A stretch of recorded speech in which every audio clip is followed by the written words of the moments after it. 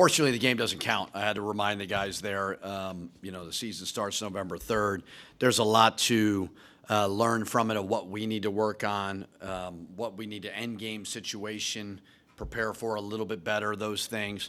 So give Murray State credit, but, I just told the guys in the locker room, like, besides maybe this new world of getting clowned on the internet a little bit when you lose, like, the game doesn't count. Doesn't mean we're not going to be starving tomorrow when we come back, but let's learn some things there, whether three-point line, fouling, we did a lot, little things like that. So it was really, really good for us. Those games are great. Very, very grateful. It was a great crowd on a Saturday. So we won't necessarily be looking at the score piece, but more breaking it down possession by possession and where we get better.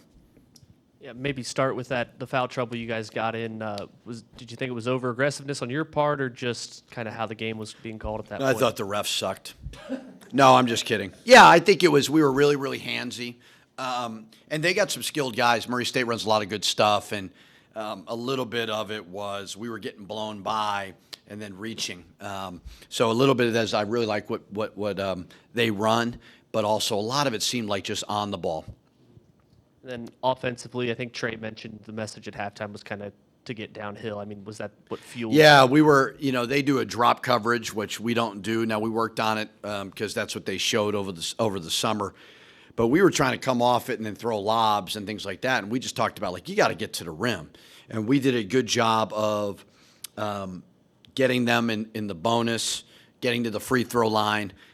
So they definitely, that was the positive, was they listened to that message more than anything.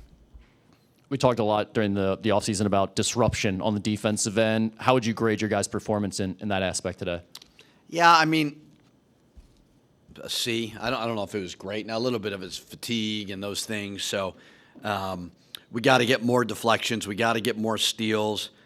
I want to say, we only had 2 block shots. We got to be better there. So, I think both teams are going to look at the defensive side of it and say, okay, we got to be better at some things. Did you feel like there was maybe a cumulative effect, though, of your playing styles the game wore on, that maybe they did start to get tired? Is that what led to some of the comeback there at the end? You talking about Murray? Murray State getting tired from you guys a little bit. Obviously you don't want to be down, but, we made a really good comeback. I think we were down 1, and Jovan had that open 3 that we missed. We were trying to miss the one that Phillip made. Little things like that we just got to practice on. So those are why those are so good. Because now as a coach, you can say, okay, we got to work a little bit more on that.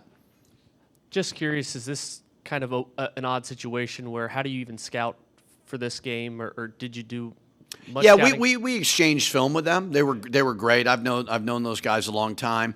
They had played a foreign. They went to the Bahamas, so we had some film there. They had some film on us. We scouted it out, treated it like a regular game.